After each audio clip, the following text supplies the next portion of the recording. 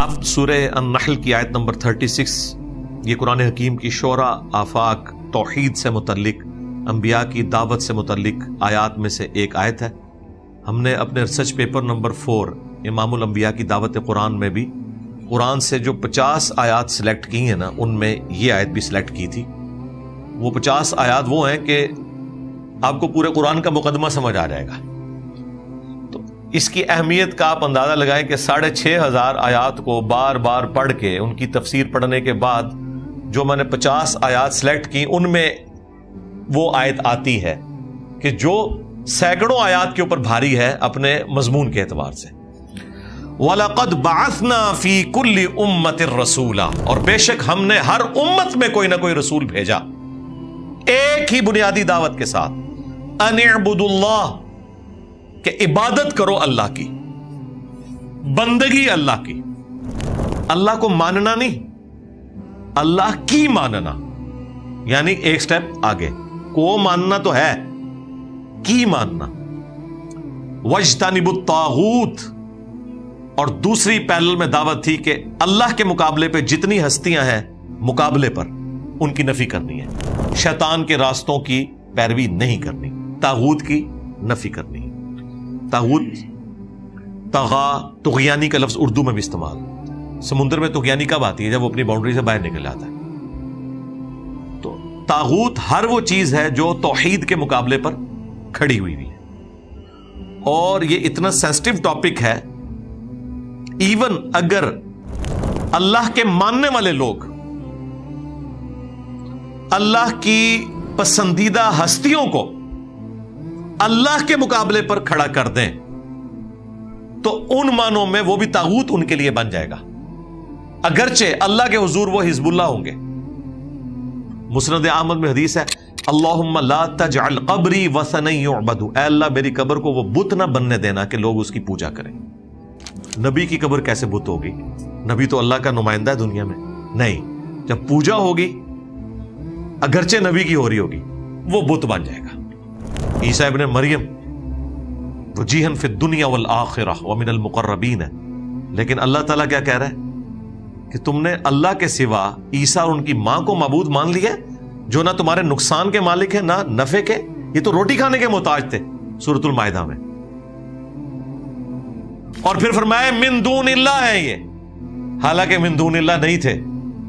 اللہ کے پیغمبر من دون اللہ کیسے ہو سکتے ہیں؟ ایک صورت میں جب لوگ انہیں اللہ کے مقابلے پہ کھڑا کرتے، اس کانٹیکسٹ میں پھر وہ من دون اللہ ہے۔ پھر صرف بت نہیں، پیغمبر ہوں، فرشتے ہوں، جنات ہوں، سب من دون اللہ بن جائیں گے۔ اس میں ان ہستیوں کا قصور نہیں ہے، بنانے والوں کا قصور ہے، لیکن اللہ تعالیٰ تو اپنی توحید میں کوئی چیز برداشت نہیں کرتا۔ شرک کیا ہے کرسچنز نے، اور اللہ تعالیٰ فرما رہا ہے کہ اگر اللہ ارادہ کرے عیسیٰ کو، اس کی ماں کو اور جتنے زمین میں سب کو ہلاک کر دے، اللہ کا کوئی کیا بگاڑ لے گا؟ ہونا چاہیے تھا کہ سارے کرسچنز کو ختم کر دے، نہیں، انہوں نے کہا جس کو تم نے خدا بنایا ہوا نا اسے بھی میں ہلاک کر دوں، میرا کوئی کچھ بگاڑ نہیں سکتا۔ اب پیچھے کیا رہ گیا؟ توحید اسٹیبلش کرنے کے لیے وہ ہمارے استاد مولانا ساق صاحب بڑی اچھی بات کرتے تھے، اور یہ جملہ بھی میرا بعض لوگوں نے آؤٹ آف کانٹیکسٹ کاٹا کہ جب توحید بیان ہوگی تو گستاخی آٹومیٹکلی ہو جائے گی۔ کہتے ہیں، دیکھیں انجینئر صاحب کہتے ہیں کہ گستاخی، انبیاء کی گستاخی کرنے کا نام ہی توحید ہے۔ جسے تم گستاخی سمجھ رہے ہو وہ آٹومیٹکلی ہوگی جتنی بار توحید بیان ہوگی۔ مولانا ساق صاحب نے تو پنجابی میں بڑے پیارے جملے بولے، انہوں نے کہا پھر جدو توحید بیان کریں گے پھر تے کہاں گے کہ نبی دے پلے کوئی شے نہیں، سب اللہ نے اختیار ہے، تے آپ ہی گستاخی تے ہو جانی ہے، کیا کریے؟ سٹارٹ ہی اس سے ہوگا، پھر تے کہاں گے کہ عیسیٰ ابن مریم روٹی کے محتاج تھے، آٹومیٹکلی اب عیسیٰ ابن مریم کی گستاخی ہوگی۔ جی اب ان کی جو اینالوجی ہے اس میں تو یہ کہتے ہیں کہ اچھا حضرت عیسیٰ روٹی کے محتاج ہے، پھر روٹی تو افضل ہو گئی۔ واقعی بالکل لاجیکلی میتھمیٹیکلی تو افضل ہو گئی۔ یہ اس طرح مرتبے بناتے ہیں نا، روٹی افضل نہیں ہوئی ہے، اللہ تعالیٰ نے اسباب کے ساتھ دنیا کو جوڑا ہوا ہے۔ اس طرح افضلیت ہونا شروع ہو جائے تو پرندہ اڑ سکتا ہے، مسلمان نہیں اڑ سکتا، تو پرندہ افضل ہو گیا انسان سے؟ نہیں۔ تو اس سے وائس ورسا رزلٹ بھی نکلتا ہے۔ جو لوگ کہتے ہیں کہ اگر گورا یہاں بیٹھ کے سیٹلائٹ کے ذریعے افریقہ اور آسٹریلیا میں دیکھ سکتا ہے تو اللہ کا ولی کیوں نہیں دیکھ سکتا؟ وہ یہ رزلٹ نکالتے ہیں کہ مادہ ترقی کر سکتا ہے تو روحانیت کیوں نہیں کر سکتی؟ تو کرو جناب، اسی رو کیا ہے؟ ہاں پیغمبر کو اللہ دکھا سکتا ہے، ادر دین پیغمبر کے بارے میں جب تک کوئی چیز سامنے نہیں آتی ہم نہیں مانیں گے. ہم نے تو دیکھا کہ آپ کے اولیاء بغیر اینک کے سامنے کاغذ دیکھ کے نہیں پڑھ سکتے، اور وہ اینک بھی اجمیر شی والوں نے نہیں بنائی، نہ بغدادی والوں نے، گورا شریف نے بنائی ہے. تو اسباب کی بنیاد کے اوپر یہ کلیم کرنا کہ اسباب میں اگر یہ طاقت ہے تو انسان اس سے زیادہ طاقت رکھتا ہے، نہیں بھائی. کتے کی سونگنے کی جو حص ہے وہ انسان سے ہزاروں گنا زیادہ ہے. عقاب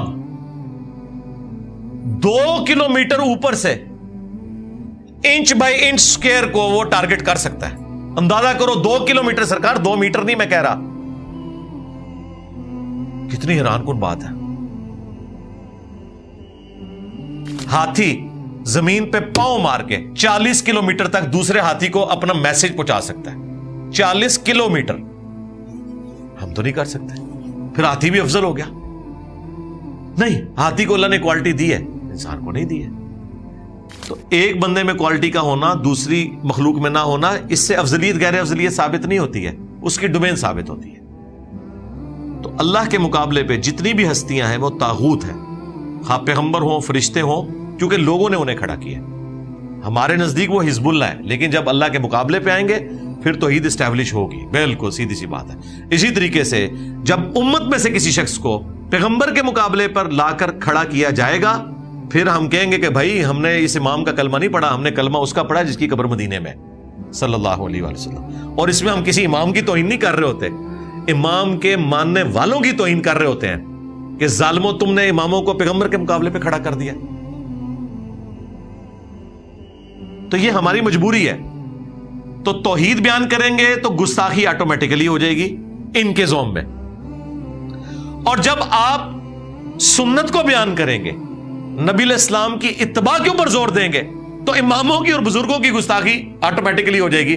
باب تشیعی کوئی نہیں، آٹومیٹیکلی ہو جائے گا، اس کے بغیر چارہ ہی کوئی نہیں. کیونکہ مقابلے پہ وہ کھڑے ہوئے ہیں نا، مقابلے پہ آ رہے ہیں تو کٹتے چلے جائیں گے. یہ تو کلیئر کٹ بات ہے، اور اس میں کوئی دوسری رائے نہیں ہے. دیکھ لیں صحیح بخاری میں حضرت ابو بکر کا جو خطبہ ہے حضور کی میت کے اوپر، کم از کم 4 جگہ پہ حدیث تفصیل سے آئی ہے. اب میت کے اوپر بجائے صحابہ کرام کو کوئی تسلی دینے کے، کوئی درود شریف کی محفل کروانے کے، کوئی حضور کے فضائل میں آیات پڑھنے کے، وما ارسلناک الا رحمۃ للعالمین، یا جی ان اللہ وملائکتہ یصلون علی النبی اللہم صلی علی محمد وعلی آل محمد، نہ ساری آیتیں بولی ہوئی ہیں. پہلا جملہ بولا ہے من کان یعبد محمدا فإن محمدا قد مات، جو بھی تم میں محمد کی عبادت کرتا تھا کان کھول کر سن لے، محمد مر گئے. نہ کوئی آیت نہ کوئی حدیث، فتویٰ. فإنه من كان يعبد محمدا فإن محمدا قد مات.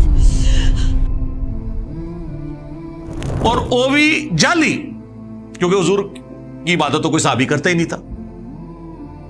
تھریٹیکل جو ہو ہی نہیں رہا. بیسیکلی بعد والوں کو ڈرایا جا رہا ہے کہ ان کو دوسرا جیزس کرائسٹ نہ بنا لینا. انسانیت میں سب سے بڑا شرک ایک پیغمبر کے نام پہ ہوا ہے. رسول اللہ نے بھی دوسرا جیزس کرائسٹ بن جانا تھا اگر حضرت ابوبکر اس وقت بلی نہ مار دیتے. انہوں نے کہا ان کا میں دماغ صاف کر دوں. ومن کان یعبد اللہ فإن اللہ حی لا یموت، اور جو کوئی اللہ کی عبادت کرتا ہے وہ جان لے اللہ زندہ ہے، اسے کبھی موت نہیں آئے گی. یہ ایک انہوں نے خود ساختہ جملہ بولا، بالکل صحیح بولا، یہ ہمارا بھی یہ عقید ہے. اس کے بعد انہوں نے کہا میں دلیل میں آیت پیش کرتا ہوں.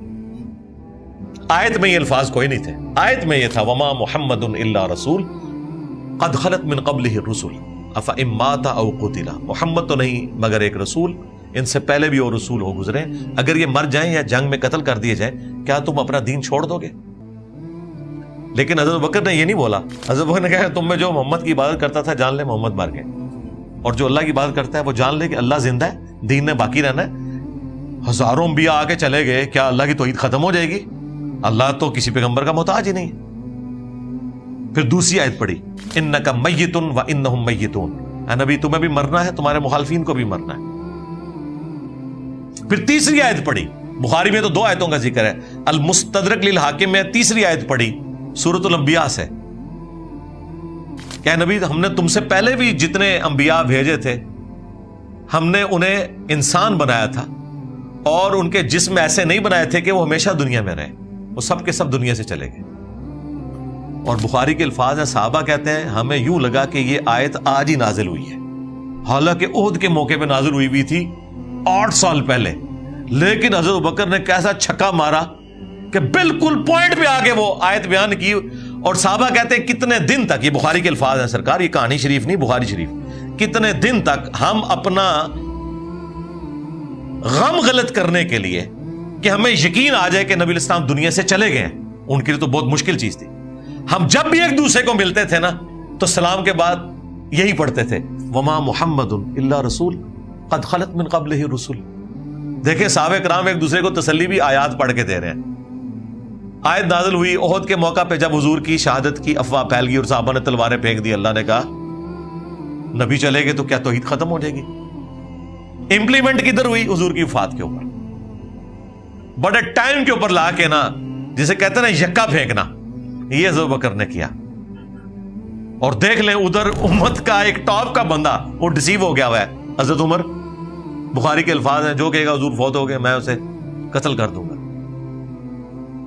حضرت بکر کہہ رہے ہیں بیٹھ جا، وہ بیٹھ ہی نہیں رہے. آپ نے کہا چھوڑ دو عمر کو اس کے حال پہ، تم میری طرف آؤ. جب خطبہ دیا ہے تو بخاری کے الفاظ ہیں، حضرت عمر کہتے ہیں جیسے ہی ابو بکر نے یہ جملہ بولا اور آیت پڑھی وما محمد الا رسول قد خلت من قبلہ الرسل، تو میرے پاؤں میرے جسم کا وزن نہیں اٹھا سکے،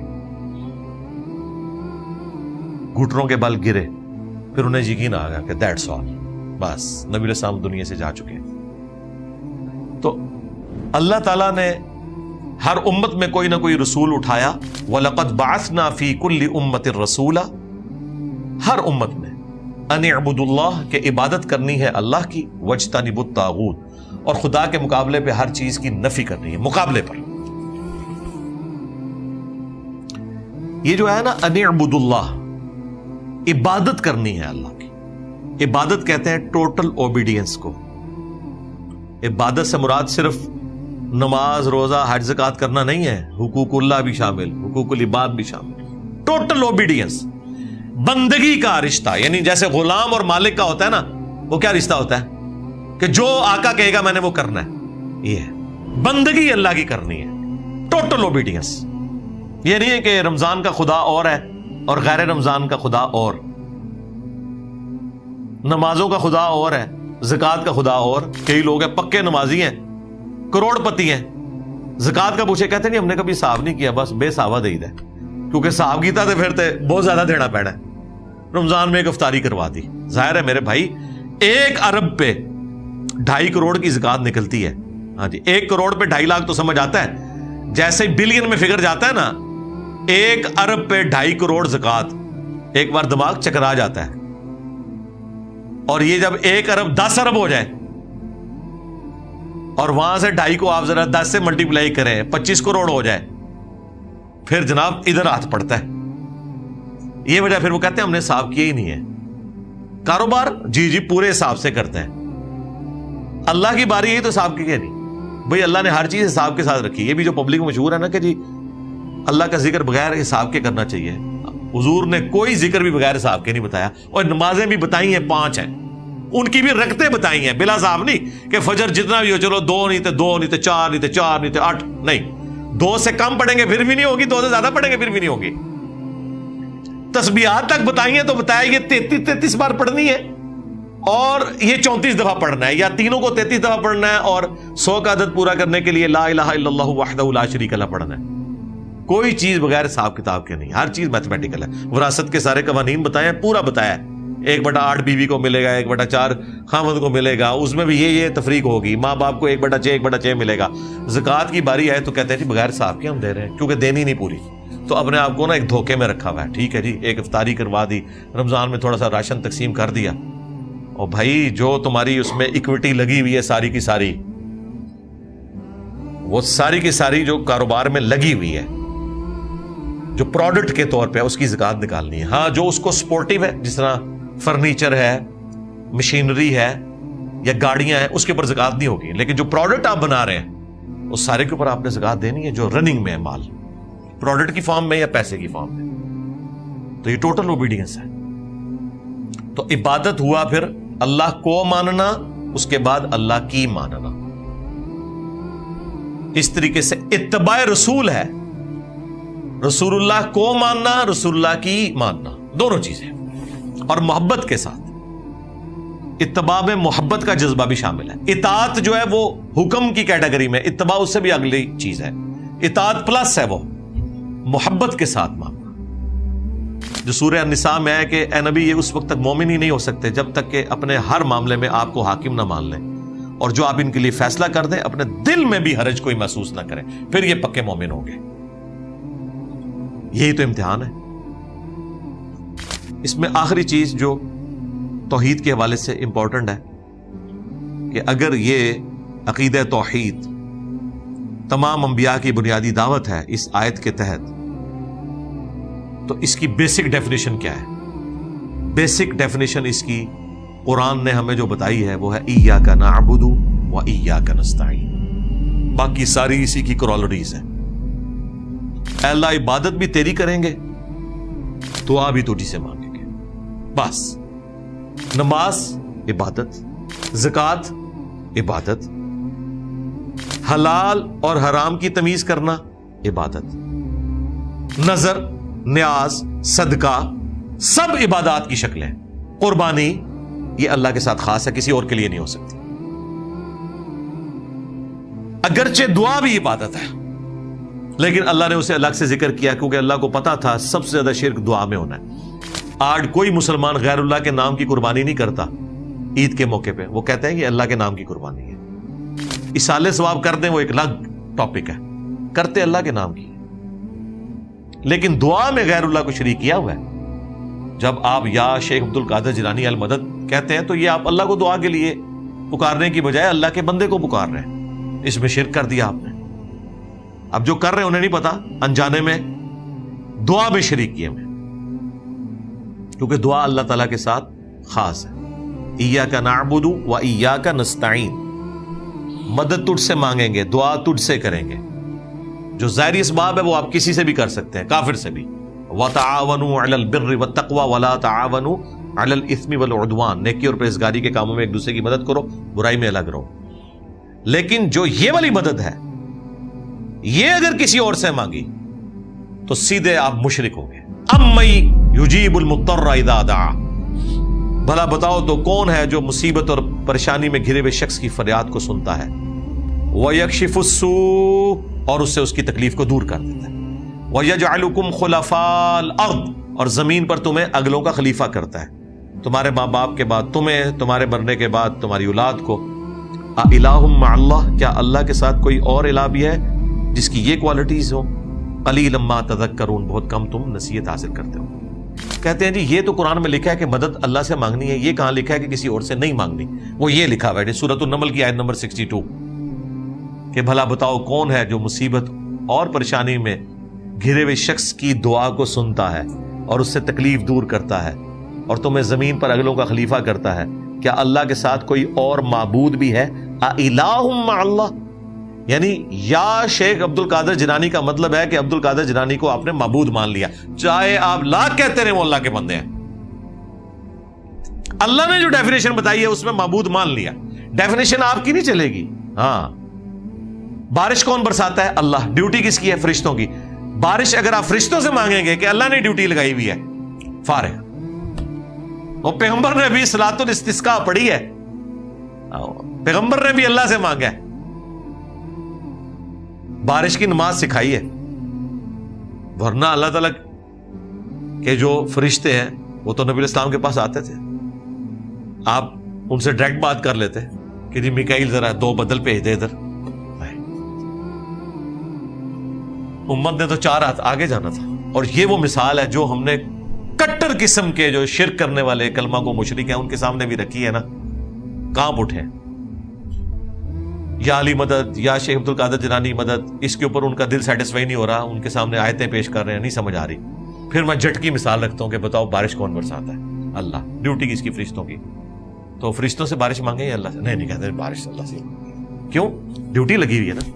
نہیں، دعا اللہ سے کرنی ہے. تو تھوڑی دیر پہلے تو تم کہہ رہے تھے پیغمبروں کی اور بزرگوں کی ڈیوٹیاں لگی ہوئی ہیں. حالانکہ ان کی لگی بھی نہیں ہوئی. جو ڈیفینیٹ لگی ہوئی ہے اس پہ ان کا دل نہیں کرے گا, اور جن کی ڈیوٹی ثابت ہی نہیں ہے اس میں ان کو پکار رہے, کہہ رہے ہیں اللہ نے ڈیوٹی لگائی ہوئی ہے.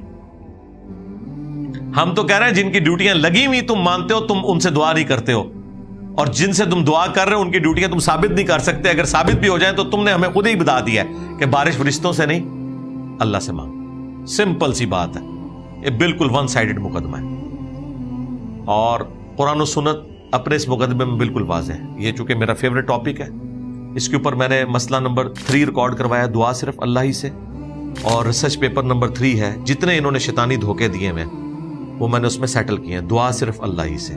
اس کا نام میں نے توحید ورسز شرک نہیں رکھا, کیونکہ یہ چڑھتے ہیں توحید کے لفظ سے بھی اور شرک سے ڈرتے ہیں, تو میں نے اس کا عنوان رکھا تھا دعا صرف اللہ ہی سے.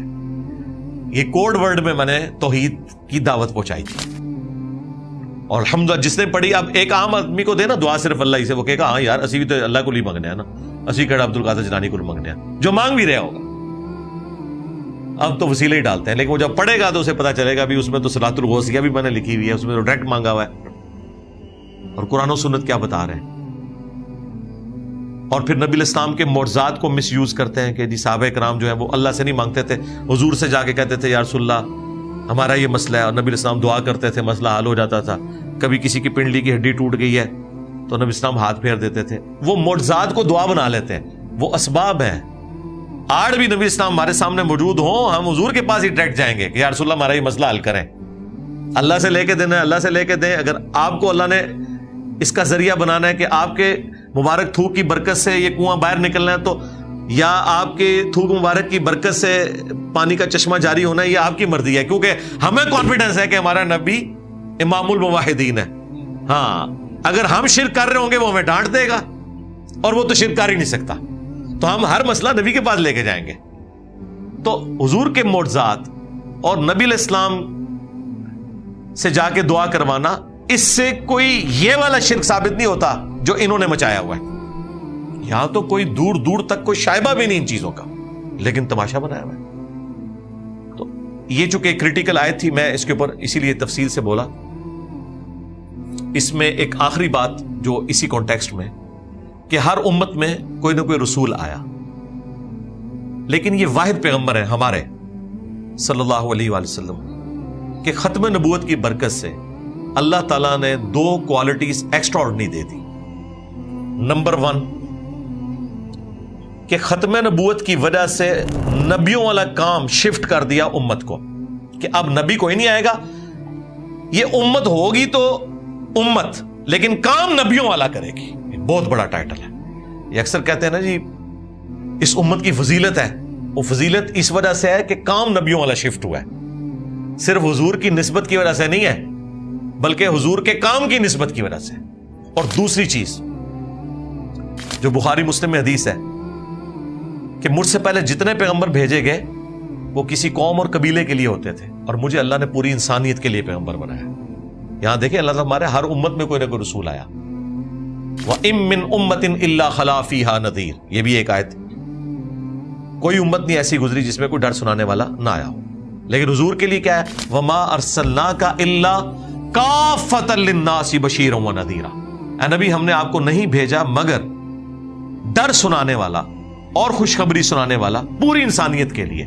وَمَا أَرْسَلْنَاكَ إِلَّا رَحْمَةً لِلْعَالَمِينَ, ہم نے آپ کو رحمت بنا کے بھیجا ہے تمام جہان والوں کے لیے. تمام جہانوں کے لیے بھی درست ہے ترجمہ, اور تمام جہان والوں کے لیے بھی درست ہے.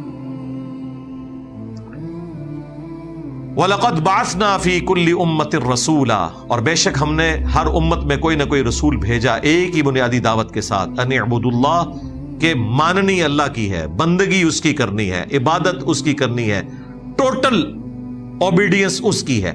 وَاجْتَنِبُوا الطَّاغُوتَ, اور اللہ کے مقابلے پہ جتنی بھی ہستیاں ہیں جو خدا کے مقابلے پہ کھڑی ہو جائیں وہ طاغوت ہے, وہ اپنی باؤنڈری سے باہر نکل چکی ہیں, وہ طغیانی والا معاملہ ہے, ان سے تم نے اجتناب کرنا ہے, وہ تمام شیطان کے راستے. فَمِنْهُمْ, تو یہ ساری امتوں میں ایسے لوگ تھے, مَنْ هَدَى اللَّهُ, جنہیں اللہ نے ہدایت دے دی, وَمِنْهُمْ مَنْ حَقَّتْ عَلَيْهِ الضَّلَالَةُ, اور ان میں ایسے لوگ بھی ہیں جن کے اوپر گمراہی کی مہر لگ چکی ہے, اب وہ ریورس نہیں ہونے کی. لیکن یہ اللہ نے نہیں لگائی، انہوں نے اپنے کرتوتوں کی وجہ سے اللہ کی ڈیوائن مور اپنے اوپر لگوائی ہے۔ اللہ کی صفت عدل کہیں پہ بھی چیلنج نہیں ہوگی، اللہ تعالیٰ کسی کو گمراہ نہیں کرتا۔ ہاں، گمراہی انسان خود کماتا ہے، اللہ تو ہدایت ہی دیتا ہے، یہ انسان ہے جو ہدایت قبول کرنے سے انکار کر کے گمراہی کا راستہ اختیار کر لیتا ہے۔ قرآن بھی گمراہ نہیں کرتا، جس کا یہ عقیدہ ہے نا کہ قرآن پڑھ کے کوئی گمراہ بھی ہو سکتا ہے، وہ کافر ہے۔ اور یہ قرآن کی ایک آیت کو انہوں نے مس کوٹ کیا، یضل بہ کثیر ویہدی بہ کثیرا، اللہ تعالیٰ اس کے ذریعے لوگوں کو ہدایت بھی دیتا ہے اور گمراہ بھی کر دیتا ہے۔ آدھی آیت پڑھی، وہ تو اللہ تعالیٰ نے کہا ہے کہ جو اہل ایمان ہے جب ان پہ قرآن نازل ہوتا ہے وہ کہتے ہیں یہ حق ہے، اور جو قرآن کی بات نہیں ماننا چاہتے وہ کہتے ہیں یہ اللہ تعالیٰ نے کیا مکھی اور مچھر کی مثالیں قرآن میں بیان کر دی ہیں، اتنی بڑی ہستی۔ تو اللہ نے کہا یہ اس لیے بیان کیے تاکہ تم اس کا انکار کر کے گمراہ ہو جاؤ اور جو اہل ایمان ہے وہ ہدایت پا جائے۔ یعنی جنہوں نے بات نہیں ماننی تو انہوں نے کیڑے نکالنے ہیں۔ اللہ تعالیٰ نے اپنے علم کا روب نہیں کسی کے اوپر ڈالنا تھا۔ اللہ نے کہا کہ اللہ اس بات سے حیا محسوس نہیں کرتا کہ مچھر کی مثال بیان کرے یا اس سے بھی کسی حقیر چیز کی۔ کیوں؟